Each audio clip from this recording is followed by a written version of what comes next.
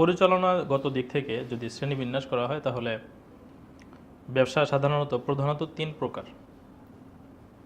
এক নম্বর একক মালিকানা ব্যবসা, আমাদের সমাজে প্রচলিত যেটা একক মালিকানা ব্যবসা, যেটাকে সোল প্রোপাইটরশিপ বলে। দুই, অংশীদারি ব্যবসা, পার্টনারশিপ ব্যবসা। তিন নম্বর লিমিটেড কোম্পানি। এই তিন স্তরেই আমাদের দেশে সাধারণত ব্যবসায়িক কার্যক্রমগুলো পরিচালিত হয়। একক মালিকানা তো আমরা সবাই জানি, ছোট একটা মুদি দোকান কেউ করলো, নিজস্ব ব্যক্তিগত মুদি দোকান, অথবা কোনো একটা বিজনেস দাঁড় করাইলো, ফলের দোকান, জুসের দোকান, এটা অনেক বেশি।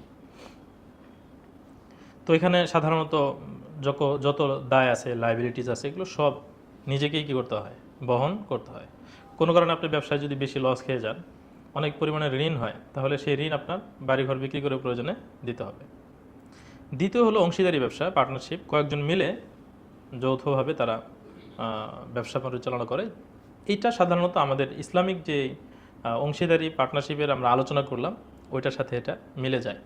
এবং সাধারণত এই জায়গাটায় অংশীদারি বা পার্টনারশিপ ব্যবসায় আমরা ওই ইসলামিক ফিখের যেই বিধিবিধানগুলো, সেগুলো যদি আমরা পাই তাহলে আমরা বলি এই পার্টনারশিপ ব্যবসা বৈধ। সেগুলো যদি আমরা না পাই তখন আমরা বলি এই পার্টনারশিপ ব্যবসা কি না, বৈধ না। এই দুইটা। নতুন করে শিল্প বিপ্লবের পরে যেটা শুরু হয়েছে সেটা হলো লিমিটেড কোম্পানি। এই হলো তৃতীয় স্তরের কোম্পানির ফরমেশনে যাওয়া। ফিখের কিতাবগুলোতে এই লিমিটেড কোম্পানির ধারণাটা এটা স্পষ্টভাবে পাওয়া যায় না আগের ফিখের কিতাবগুলোতে। লিমিটেড কোম্পানি আমরা যদি প্রকার জানি তাহলে বর্তমানে তিনটি প্রকার লিমিটেড কোম্পানির।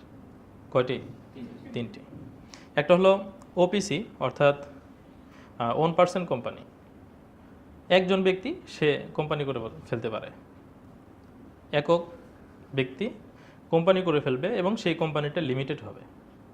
লিমিটেড হওয়ার অর্থ হলো দায় কতটুকু নেব, যতটুকু আমি কোম্পানিতে ইনভেস্ট করেছি ততটুকু পর্যন্ত আমি দায় নেব। যেমন ধরেন আমি ব্যবসা করলাম, ব্যবসায়িক প্রতিষ্ঠান করলাম, সেই ব্যবসায়িক প্রতিষ্ঠানে আমি সম্পত্তি ইনভেস্ট করেছি 1 কোটি টাকা, আমার সম্পত্তি আছে 100 কোটি টাকা। তো আমি একটা কোম্পানি করলাম, কোনো একটা কোম্পানি করলাম, ABC, এই কোম্পানি করলাম।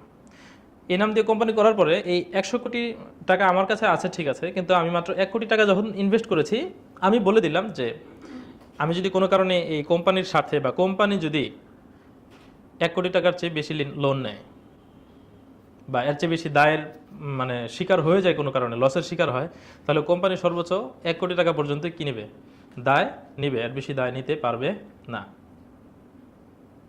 এটাকে বলে লিমিটেড কোম্পানি। এক ব্যক্তি সে যে পুঁজি দিয়েছে, পুঁজি পরিমাণ সে দায় বহন করবে, এর বেশি দায় বহন করবে না। কথা কি বুঝতে পেরেছেন? এটা হলো লিমিটেড হওয়ার অর্থ, ওন পার্সন কোম্পানি। দ্বিতীয় হলো private limited company. Private limited কোম্পানির অর্থ হলো কিছু মাখসুস নির্ধারিত কিছু ব্যক্তিরাই মিলে একটা কোম্পানি তৈরি করবে। সেই কোম্পানিতে যে কয়জন শুরুতে উদ্যোক্তা হিসাবে যুক্ত হয়েছে তারাই শুধু থাকবে, নতুন করে আননোন পার্সনদেরকে এখানে কি করা হবে না, যুক্ত করা হবে না। কিন্তু কোম্পানি লিমিটেড থাকবে। লিমিটেড থাকবে বলতে যে পরিমাণের পুঁজি দিয়েছে সেই পুঁজি পর্যন্তই দায় নিবে, এর বেশি দায় নিবে না। কথা বুঝতে পেরেছেন? ধরেন সবাই মিলে 10 জনে মিলে 20 কোটি টাকার পুঁজি দিল, তো কোম্পানি তো আলাদা এন্টিটি তৈরি হয়। তো কোম্পানি বিজনেস করলো, বিজনেস করতে করতে কোম্পানির নামে ঋণ হয়ে গেল 30 কোটি টাকা। এখন এই যে 10 কোটি টাকা বেশি ঋণ হয়ে গেল সম্পদের চেয়ে, এই 10 কোটি টাকা কে দিবে? কেউ দিবে না। কেন দিবে না? কোম্পানি তো লিমিটেড। কোম্পানি কি লিমিটেড, এবং লিমিটেড হওয়ার অর্থ হলো পুঁজি কোম্পানিতে ইনভেস্ট করা হয়েছে 20 কোটি, 20 কোটি পর্যন্ত তারা কি করবে, লায়াবিলিটিস পরিশোধ করবে। এর বেশি যা দায় হবে, ঋণ হবে, সেগুলোর দায়ভার সেই কোম্পানি নেবে না। কিন্তু ওই 20 জনের আবার কোটি কোটি টাকা সম্পত্তি আছে, ওই সম্পত্তিতে কেউ হাত দিতে পারবে না। বুঝতে পেরেছেন? এটা হলো লিমিটেড হওয়ার অর্থ। এরপর হলো public limited. Public limited company, এটাই সাধারণত বাংলাদেশে বেশি। পাবলিক লিমিটেড কোম্পানির অর্থ কি? পাবলিক লিমিটেড কোম্পানির অর্থ হলো উদ্যোক্তা থাকবেন 10-15 জন, কিন্তু এরা যখন কোম্পানিটা ফরমেশন করে ফেলবে, টাকা উঠাবে কোম্পানির জন্য, টাকা তুলবে জনগণের কাছ থেকে। তো জনগণ এই কোম্পানির অংশীদার হবে। ধরেন একটা করে শেয়ার ছাড়বে, তো শেয়ার ছাড়ার অর্থ হলো কোম্পানির অংশীদারিত্ব বাড়ানো। তো কোম্পানিতে অংশীদার হবে অনেক, ধরেন 2 লাখ মানুষ একটা কোম্পানিতে শেয়ার কিনেছে, তার মানে হলো তারা ওই কোম্পানির মালিক। কথা বুঝতে পেরেছেন? তো 2 লাখ মানুষ এটার মালিক হয়েছে, কোনো কারণে সব মিলিয়ে টাকা উঠেছে ধরেন 100 কোটি টাকার।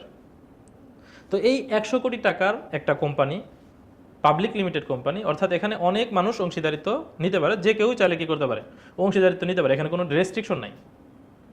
তো অংশীদারিত্ব নিল, 100 কোটি টাকা সম্পত্তি হয়েছে, কোনো কারণে এই কোম্পানি ঋণ হয়েছে ধরেন 150 কোটি টাকা। কথা বুঝতে পেরেছেন? 150 কোটি টাকা ঋণ হওয়ার পরে কোম্পানির সবাই যখন ঋণ চাচ্ছে, টাকা চাচ্ছে, তাদের ঋণগুলো পরিশোধ করতে বলতেছে, পরিশোধ করতে করতে কোম্পানির তো টাকাই আছে মাত্র কত, 100 কোটি টাকা, এটা দিয়ে দিল, বাকি 50 কোটি টাকা কে দিবে? কেউ দিবে না। কথা বুঝতে পেরেছেন? কেউ এই 50 কোটি টাকা দায় নিবে না। দায়টা কার উপর থাকবে? ওই কোম্পানির উপরে থাকবে, কারণ কোম্পানি আলাদা একটা সত্তা, এন্টিটি, সে একজন ব্যক্তির মতো। আমি কি বুঝাতে পেরেছি? লিমিটেড বিষয়টা বুঝতে পেরেছেন তো সবাই? লিমিটেড হওয়ার অর্থ হলো যে পরিমাণের সম্পদ কোম্পানিতে ইনভেস্ট করা আছে শুধু সেই পরিমাণের দায় বহন করা হবে, এর বাইরে দায় কেউ নেবে না। এ হলো মানে বর্তমান সময়ের কোম্পানির লিমিটেড ধারণার ব্যাখ্যা।